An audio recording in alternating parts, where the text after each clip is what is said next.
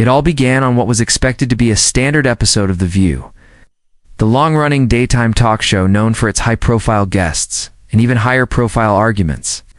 The guest list for the day included Blake Shelton, country music star, and former coach on The Voice, known just as much for his laid-back everyman persona as for his twangy hit songs. The producers, always eager to boost ratings and spark lively conversation, anticipated a few light-hearted exchanges about music, family, and maybe even a word or two about his wife Gwen Stefani. What they didn't anticipate was an incendiary confrontation between Shelton and co-host Joy Behar that would explode into a clash. So heated it would reverberate across every social media platform within hours and leave daytime TV stunned in its wake. As the segment began, Blake appeared relaxed, sitting comfortably in his chair, legs crossed, wearing a flannel shirt that probably cost more than most viewers' wardrobes. His southern drawl rolled casually through pleasantries and small talk. Sonny Hostin smiled politely as he spoke about life on the farm and why he missed The Voice, while Whoopi Goldberg nodded along. For a moment, it seemed like the episode would glide by smoothly. But tension had been simmering under the surface for some time. Joy Behar, always outspoken and never shy about her progressive views, had reportedly expressed concern behind the scenes about Shelton's past statements on politics, his perceived alignment with conservative values, and his occasionally off-color humor. While Blake had always positioned himself as apolitical publicly, his folksy image and friendships with more controversial public figures like Kid Rock and Ted Nugent didn't sit well with certain members of the Views panel. So when Joy Behar raised the topic of cultural representation in country music framed innocuously at first, the spark was lit.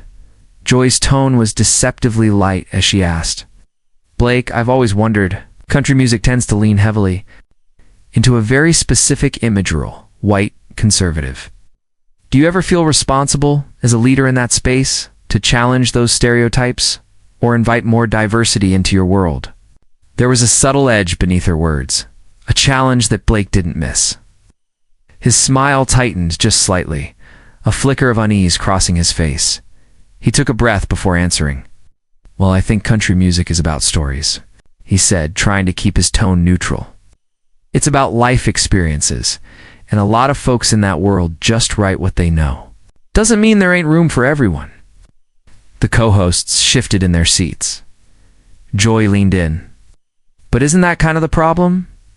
That it's just what they know? Don't you think there should be a responsibility to expand those horizons, especially when you have such a huge platform?" Blake's eyes narrowed slightly and his voice took on a firmer tone. "Look, I'm not trying to be some poster boy for every issue people want to attach to me. I sing songs. Tell stories.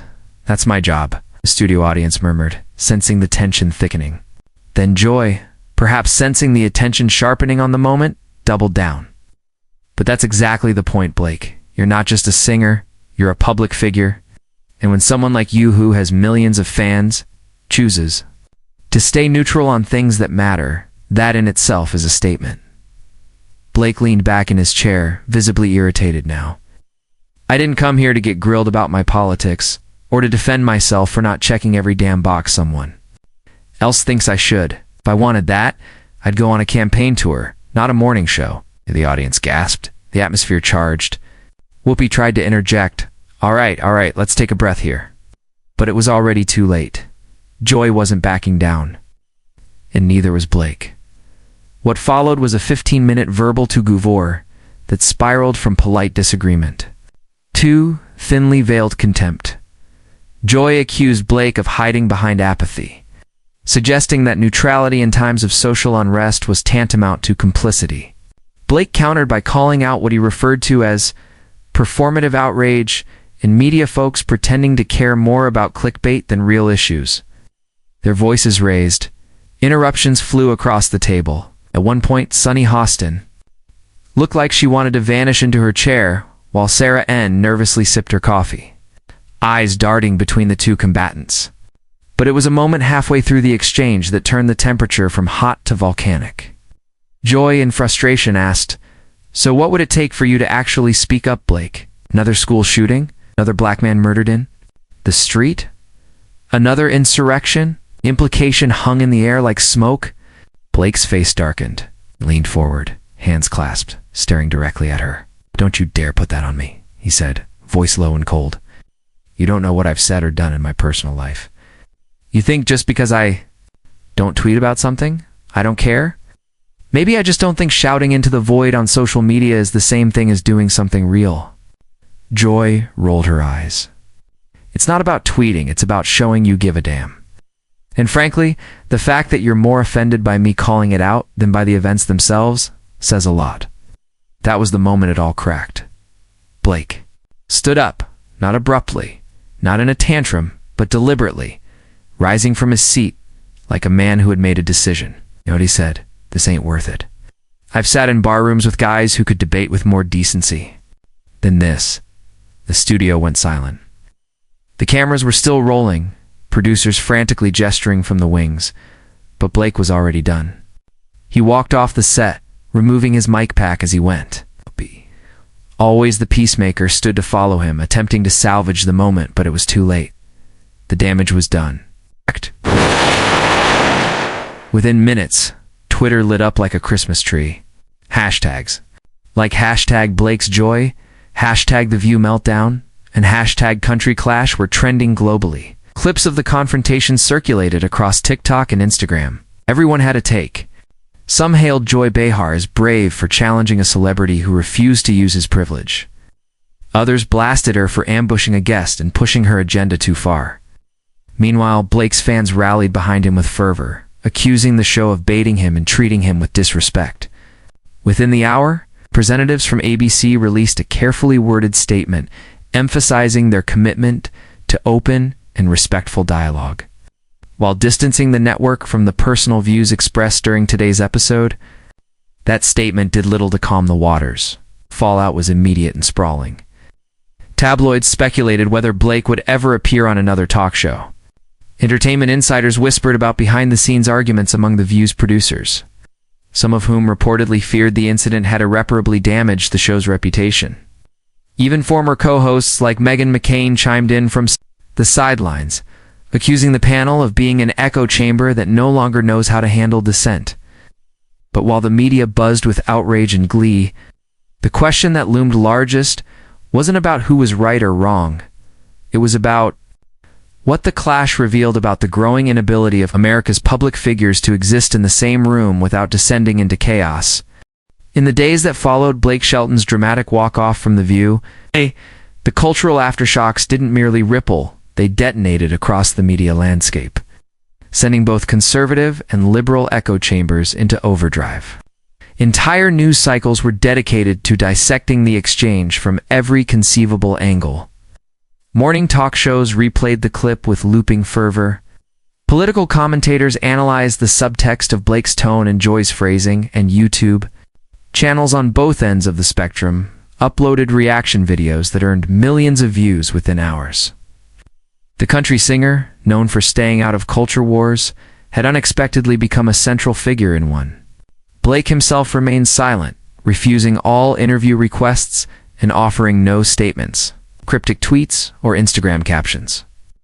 His silence, in a time where every celebrity is expected to respond instantly and frequently, only deepened the speculation. Some interpreted it as a PR strategy. Let the fire burn itself out?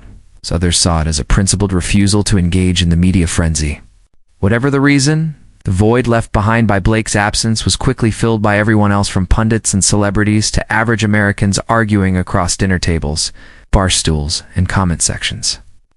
Within a week, it wasn't just a story about a clash between a talk show host and a country singer.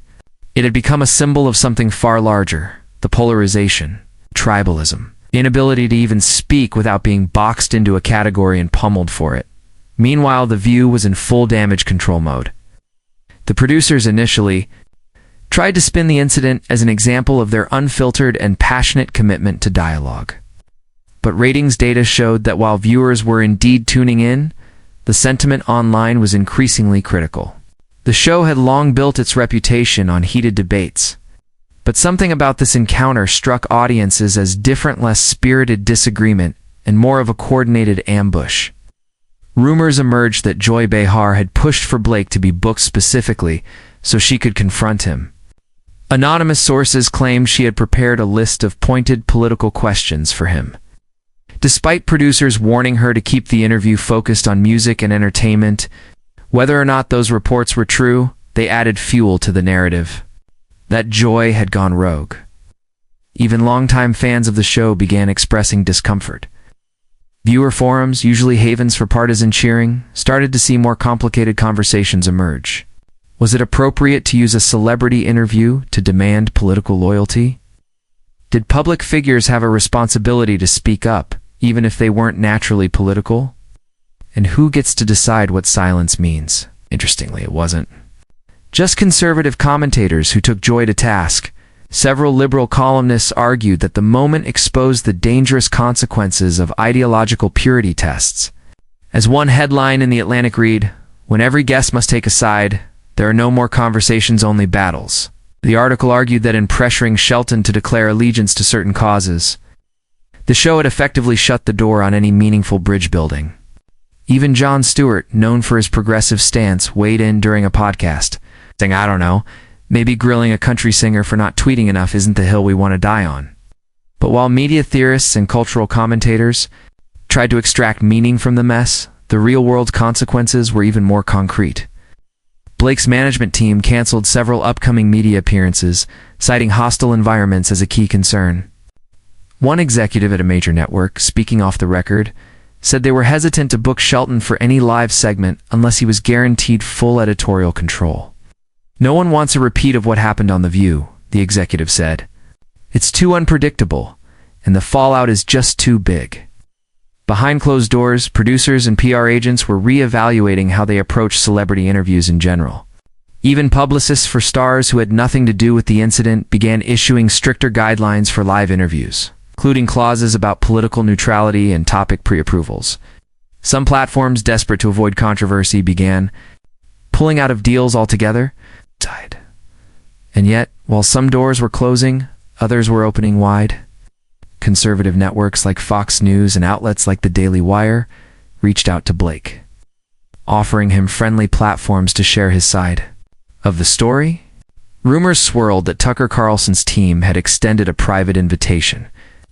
Blake reportedly declined all such offers, refusing to be used as a political pawn on either side of the aisle.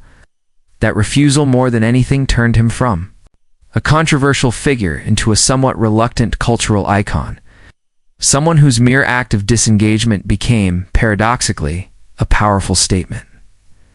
As for Joy Behar, the backlash was more complicated. She stood by her remarks, issuing a brief statement that she believed public figures should use their platforms for good, and that asking hard questions is the responsibility of every journalist and commentator. But behind the scenes, tensions were high. Several reports surfaced of internal friction at The View, with sources claiming that Whoopi Goldberg and Sarah N. were both privately furious about the interview's handling. According to an anonymous staffer, Whoopi felt the show got hijacked.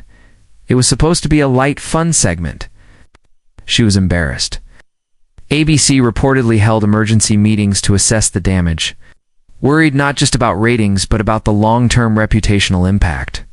For Joy, who has built a career on brashness and irreverence, the moment marked an inflection point. She had long been seen as the provocateur of the panel, the one willing to say what others wouldn't. But now critics were asking whether she had crossed a line, not because she was wrong to challenge someone, but because of the way she did it, the tone, the timing, and the refusal to let the conversation breathe. Her defenders argued that holding public figures accountable is always messy. Her detractors insisted that shouting someone down isn't the same as accountability. Interestingly, her most vocal critic came not from the opposing political side, but from within Hollywood itself. Actor Dax Shepard, speaking on his podcast, said if you bring someone into your house, you treat them with some respect.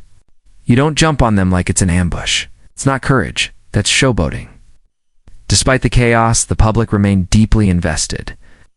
Social media platforms became war zones of competing narratives. Twitter threads attempted to psychoanalyze both Joy and Blake. TikTok creators reenacted the segment with comedic flair, playing both roles with exaggerated accents and facial expressions. Facebook groups formed around the incident, some defending Blake as a victim of cancel culture, others painting Joy as a lone warrior battling apathy. Online petitions even sprang up, one demanding Joy Behar's resignation from The View garnered over 100,000 signatures in 3 days. Another demanding Blake apologize for normalizing silence reached a smaller but still vocal audience. Memes exploded. One viral image depicted Blake riding off on a horse labeled Common Sense, while Joy yelled from a soapbox labeled Woke Rage. In an era where attention is currency, the incident had minted both figures into symbols larger than themselves, as avatars of an America that no longer knew how to disagree without detonating.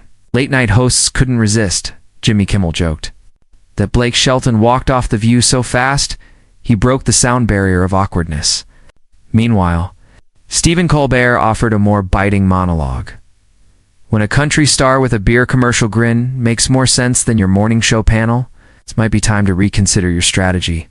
But perhaps the most insightful commentary came from an unexpected source, Dolly Parton, who during a radio interview was asked about the confrontation and responded with classic Dolly wisdom. "Honey, if y'all spent half as much time writing good songs as you do arguing on TV, we'd all be happier." And yet, behind all the jokes and the outrage and the think pieces, there lingered something more troubling, a collective realization that civil discourse in America was increasingly impossible. Blake Shelton didn't say anything particularly offensive. Joy Behar didn't launch into personal insults, and yet the encounter became a firestorm. Why? Because people no longer hear words, they hear alignments. The moment Blake refused to speak the expected language of activism, some branded him complicit. The moment Joy pressed too hard, others branded her intolerant. The exchange became not about what was said, but about what it represented. To one side, Blake was a symbol of honest folks tired of being lectured. Out to the other, Joy was the voice of accountability, demanding action from the privileged. In reality, both were people with complicated lives, trying to navigate an impossible media landscape where every word becomes a grenade. Perhaps that's why the story refused to die. It wasn't just a celebrity dust-up, it was a mirror. And in that mirror, America saw its own exhausted, divided reflection staring back.